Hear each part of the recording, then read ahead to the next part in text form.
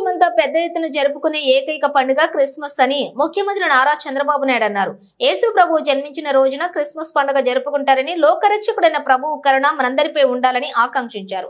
విజయవాడలోని A+ convention హాల్లో జరిగిన సెమీ క్రిస్మస్ వేడుకలకు సీఎం చంద్రబాబు నాయుడు సోమవారం హాజరయ్యారు. ఈ సందర్భంగా ప్రత్యేక అధిపతిగా మహాఘనత వహించిన ఏలూరు పీఠాధిపతులు, విశాఖ అగ్రపీఠ అపోస్తలిక పరిపాలనా అధికారి మోస్ట్ రెవరెండ్ డాక్టర్ జయరావు పోలిమేర తండ్రి మాట్లాడుతూ, అనర్గళమైన ప్రసంగం ద్వారా యేసు ప్రభు ఈ లోకంలో కటిక పేదరికంతో మన అందరి కొరకు జన్మించి ఆయన మనకు వసగిన యొక్క ఆధ్యాత్మిక జ్ఞానంతో సమృద్ధిగా మన ఎడల ఉందని మరియు క్రిస్మస్ సందేశం యొక్క సారాంశంతో లోతుగా పాతుకుపోయిందని, మన ఆంధ్రప్రదేశ్ గౌరవ ముఖ్యమంత్రి వర్యులు పరిపాలన దక్షత, సుభిక్షంగా, శాంతి, ప్రేమ, కరుణతో వర్ధిల్లాలని, ఆ భగవంతుడు కాచి కాపాడాలని ఈ కార్యక్రమంలో ప్రతి ఒక్కరికి హృదయాన్ని తండ్రి ఆధ్యాత్మిక స్పర్శ గాఢంగా తాకింది. ప్రతిధ్వనించే ప్రేమ, ఐక్యత, ఆశల విలువలను మీరు తెలియజేసిన విధానం ఈ పవిత్ర ఋతువు యొక్క నిజమైన స్ఫూర్తిని ప్రతిబింబించడమే కాకుండా సమావేశమైన అన్ని మతాలకు చెందిన ప్రముఖులు, మంత్రులు, బ్యూరోక్రాట్లు మరియు విభిన్న క్రైస్తవ నాయకుల హృదయాలను ప్రేరేపించారన్నారు. ప్రత్యేక ప్రార్థనలు చేశారు.